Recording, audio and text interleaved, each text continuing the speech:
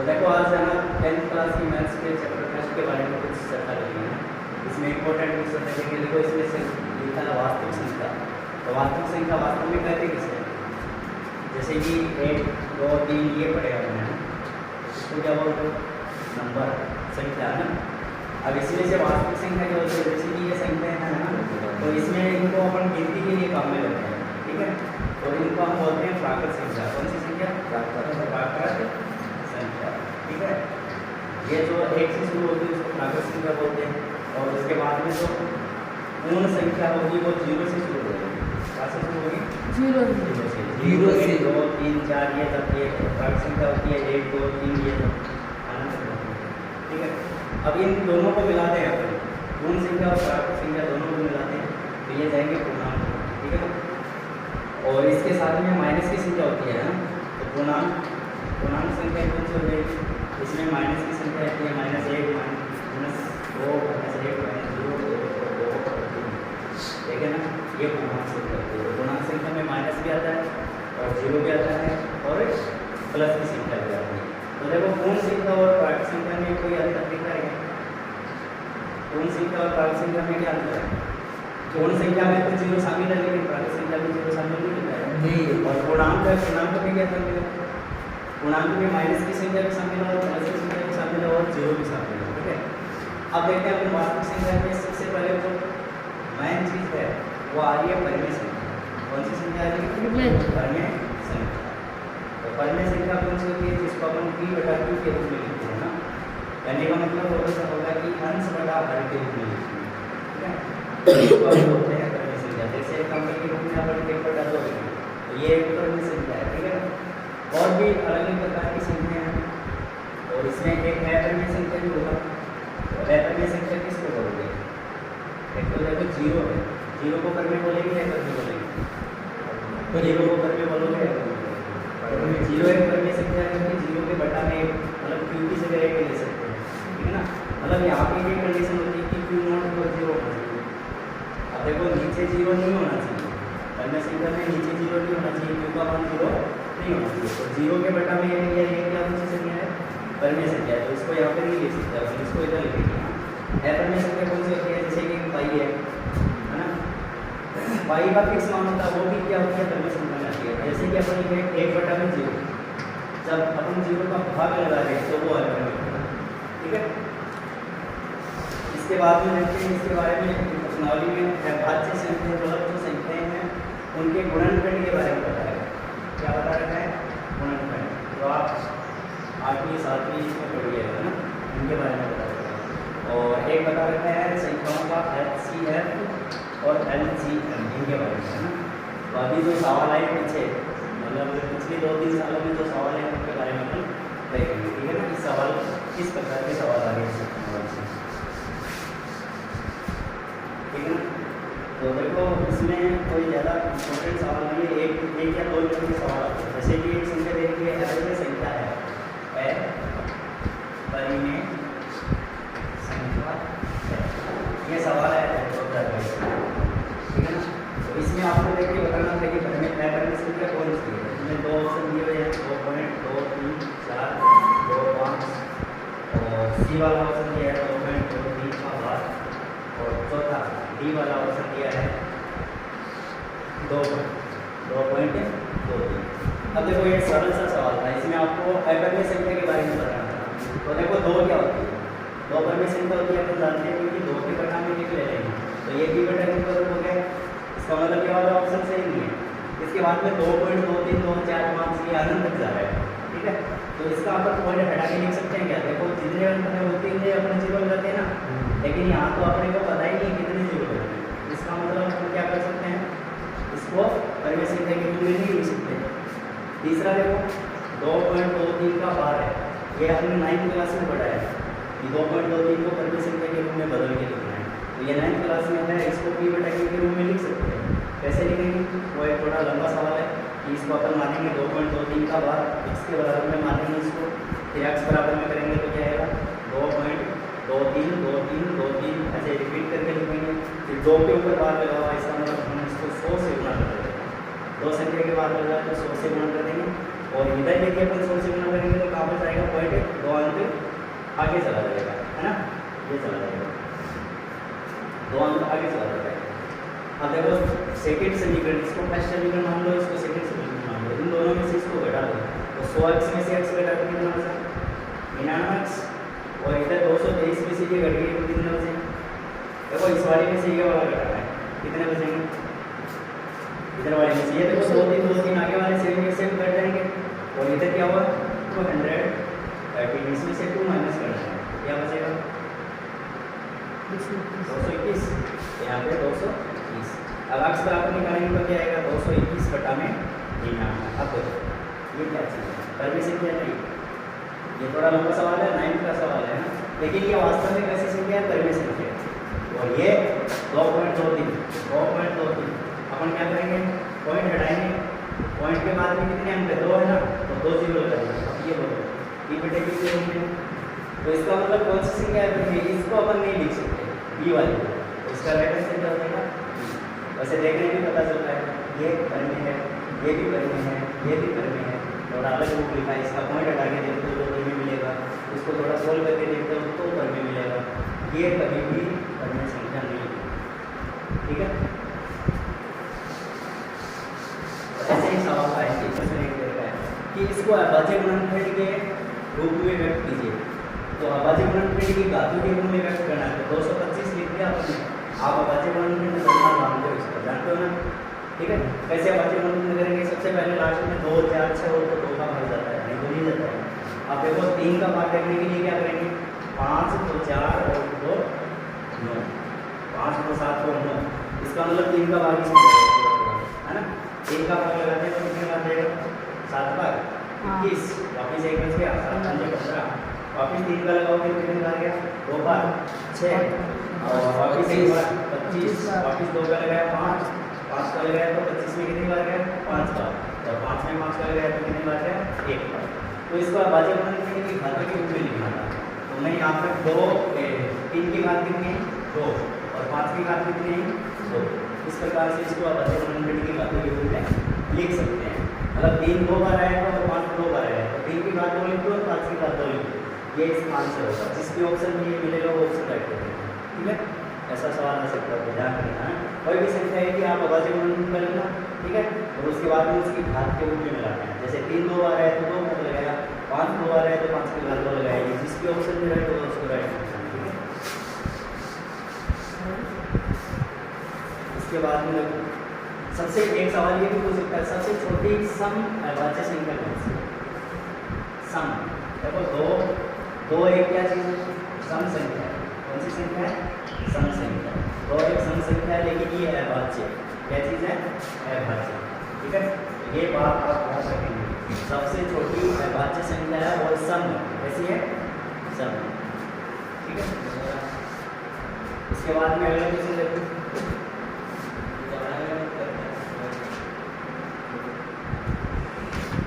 देखो एक संख्या दे रही है, 2 संख्या दे रही है 72 और 120 का LCM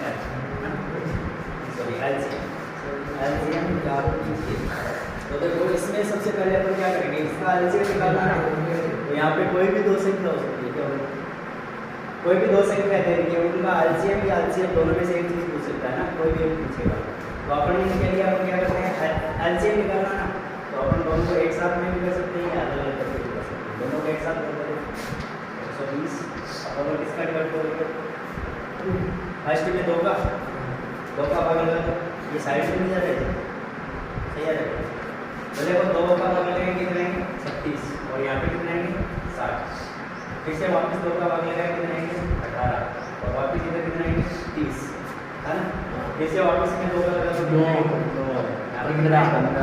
3 का, अब देखो दोनों संख्याओं में 3 का भाग जाता है, यहाँ पे 3 का भाग लगा तो कितने आएंगे 3, और यहाँ पे 5, वापस 3 का लगा तो 1 और 5, वापस 5 का लगा तो 1 अब देखो एलसीएम के रूप में क्या करेंगे, इन सब का मल्टीप्लाई, तो देखो 2 गुना 2 गुना 2, फिर 3 गुना में 5, ये 2 है, तो देखो 2 गुना 2 कितने हो गए 4, 4 गुना 2 कितने हो गए 8, 8 गुना 3 24, 24 1 तो 3 72, 72 into 5, चलो फटाफट 360। इसका मतलब 372 और 120 दोनों का एलसीएम कितना आएगा? 360। अब इसकी जगह आपका एचसीएफ भी पूछ सकता है, बता सकते हो ऐसा सवाल? ठीक है।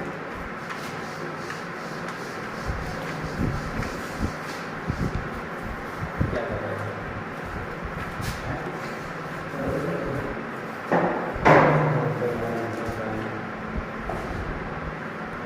देखो एक सवाल ये हो सकता है, हल है ना। देखो दो संख्याओं का गुणनफल है 180, दो संख्याओं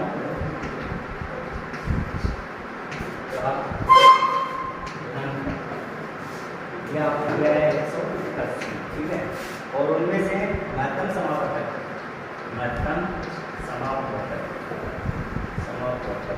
ये दिया आपको 3, तो आपको लघुत्तम समापवर्तक मतलब एलसीएम ये निकालना है। देखो ये 2021-22 का सवाल है, बहुत सरल सवाल है। इसमें याद क्या रखना आपको, एक सूत्र है वो याद रखना है, दो संख्याओं का गुणनफल, दो संख्याओं का गुणनफल बराबर में एचसीएफ में एलसीएम। देखो दो संख्याएं, पहली संख्या और दूसरी संख्या भी हो सकती है। कई बार ऐसा भी होता है पहली संख्या गुना दूसरी संख्या, आपको एचसीएफ और एलसीएम दिया गया, पहली संख्या दी गई है दूसरी निकालनी है, तो ऐसा भी होता है दो संख्याओं को गुणनफल। तो ये चीज़ के लिए 180 है और यहाँ पे एचसीएफ कितना है, महत्तम समापवर्तक को एचसीएफ बोलते हैं ना, तो एचसीएफ कितना आपने 3 में एलसीएम निकालना है, एलसीएम निकालना है। अब देखो एलसीएम के गुणा में कितना है 3 है ना, तो ये 3 इधर भाग में आ जाएगा, तो एलसीएम बराबर में हो गया 180 बटा में 3। तो एलसीएम बराबर क्या है 180 में, देखो 18 में 3 का भाग है 6 बार और लास्ट में 0, 7। एलसीएम कितना आएगा? अब इसी सूत्र के ऊपर दूसरा सवाल क्या हो सकता है, यहाँ पर दो संख्याएं होती है, जैसे कि पहली संख्या को a मान लो, दूसरी संख्या को b मान लो, तो a × b बराबर में क्या दे रखा है, एचसीएफ बना में एलसीएम। अब मान लो कोई ये गलत सवाल आ जाए, यही सवाल है, इसको थोड़ा और चेंज करते हैं। इसलिए ये चेंज करते हैं कि आपने वो बोल दिया कि एलसीएम 60 दे रखा है, एचसीएफ दे रखा है 3, ठीक है ना, और एक संख्या इसमें से कोई भी मान लो, एचसीएफ दे रखा है 3 और एलसीएम दे रखा है आपको 60, ठीक है ना। एक संख्या इसमें से दे रखी है आपको, जैसे कि 18 मान लो, एक संख्या 18 दे रखी है, तो दूसरी संख्या का ऐसा पूछ सकता है आपको, दूसरी संख्या के बारे में पूछ सकता है। तो आपने कोई दिक्कत नहीं है, सेम टू सेम इस सूत्र में रख देंगे। यहाँ से b का मान पूछा है तो b बराबर में क्या होगा, 3 गुणा में 60 बटा में 18। अरे बात तो एकदम एक बात, 6 का 6 बार किया, इसमें मतलब 3 से 18 में काटा कितनी बार, 6 बार। 6 का 60 में भाग तो कितना आएगा, 60 में 6 का भाग कितनी बार आएगा, 10। इसका मतलब आपको दूसरी संख्या कितनी है, 10। तो ये सवाल ऐसे भी आ सकता है और ऐसे भी आ सकता है, ये पूरा सूत्र याद रहेगा तो कोई भी सवाल हो जाएगा। देखो दो धनात्मक पूर्णांक a और b है, ठीक है ना। चलो देखो दो धनात्मक पूर्णांक a और b है, यहाँ पे a बराबर में दे रखा है आपको x की पावर 3 × y की पावर 2 और b बराबर में दे रखा है x और y की पावर 3, ठीक है ना। ऐसे लिखना है, x और y दोनों अभाज्य संख्याएं हैं, तो एलसीएम का मान क्या होगा, ऐसी कोई एलसीएम का मान क्या होगा, ठीक है ना। तो ऐसी संख्याएं आपको मिले तो आप देखने पर अजीब लगता है, लेकिन इनका आपको एलसीएम निकालना है। क्या करना है, एलसीएम निकालना है। तो एलसीएम कैसे निकालते हैं, एलसीएम कैसे निकालते हैं, देखो एलसीएम निकालने के लिए अपन क्या करेंगे, वही काम में लेंगे, दोनों संख्याएं क्या होगा, देखो दोनों संख्याओं का गुणन, जिसके लिए संख्याओं का गुणन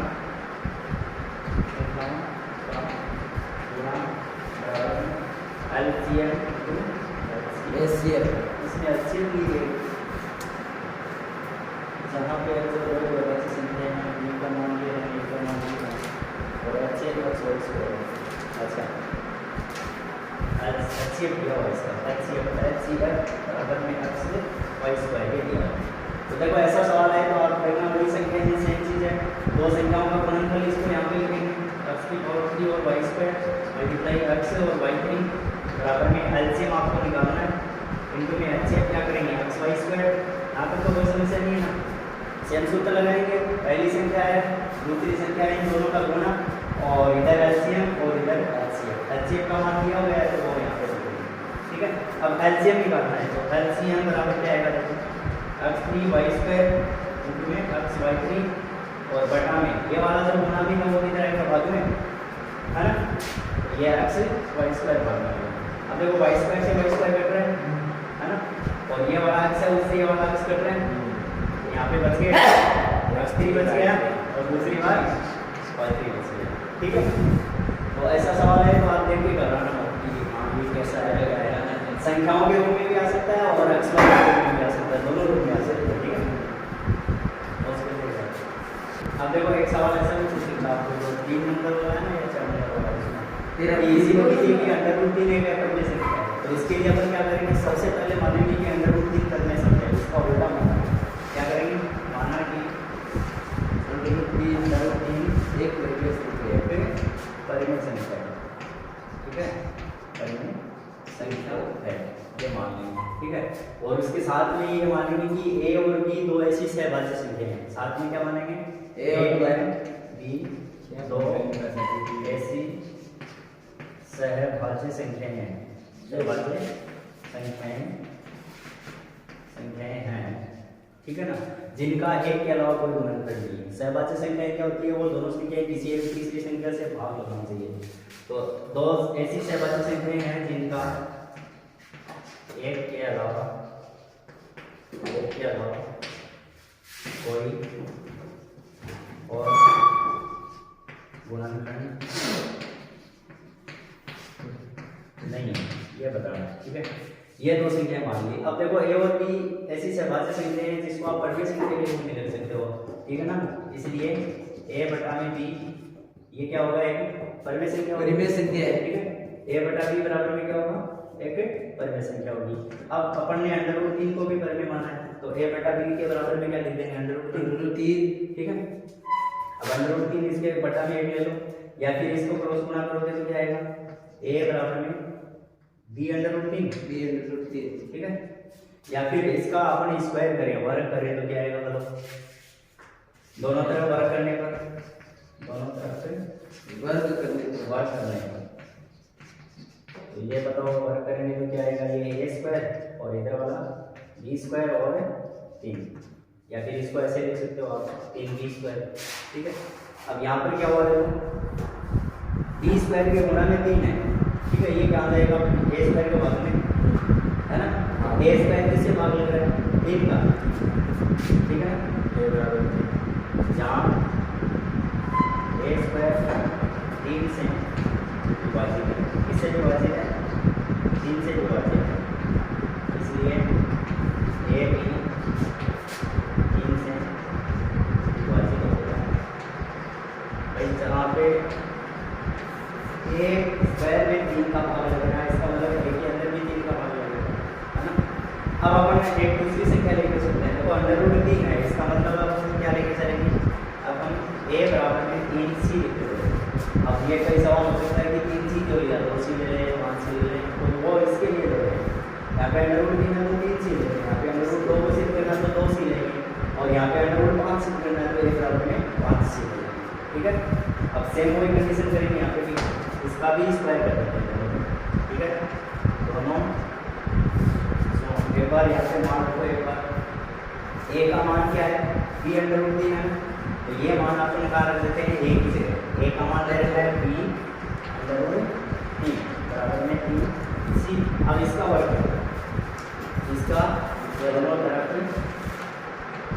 से वर्ग करने का, ठीक है। तो इसका वर्ग करेंगे तो देखो इधर क्या आएगा, ये 3 का 3 हो जाएगा, अंडर रूट 3 है उसका अंडर रूट हटेगा 3, और b का क्या होगा, b स्क्वायर बराबर में इधर 3 का क्या होगा 9, और c का क्या होगा c स्क्वायर, ये होगा ना। अब ये 9 इधर भाग में जा रहा है, या फिर इसको काट भी सकते हो क्या, थोड़ा सा इधर लेके आऊँ, 3 b स्क्वायर बराबर में 9 c स्क्वायर, ये देखो भाग में जाएगा ना, 3 b स्क्वायर बराबर में c स्क्वायर, ठीक है। और बटा में क्या है 3 एकम 3 और 3 दिया 9, कितनी बार कटेगा ये 3 बार। अब देखो b स्क्वायर में 3 का भाग लग रहा है, इसका मतलब b में भी 3 का भाग लगेगा, तो सेम यही लाइन लिखनी है यहाँ, तो b स्क्वायर 3 से विभाजित है,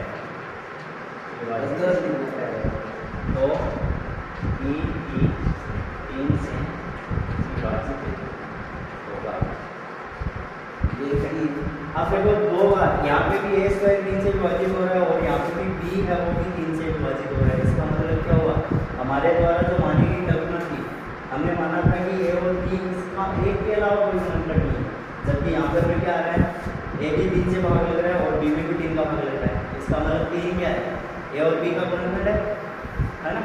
तो हमने पहले माना था कि ए और बी ऐसी सभाजक हैं जिनका एक के अलावा कोई गुणनफल नहीं है, ठीक है। तो ये बात क्या हुई, असत्य हुई, इसलिए √3 क्या हुआ है, परमिशन है, परमिशन लिख दे ना ये आगे लिख सकते हो, नीचे लिखो है √3 है परमिशन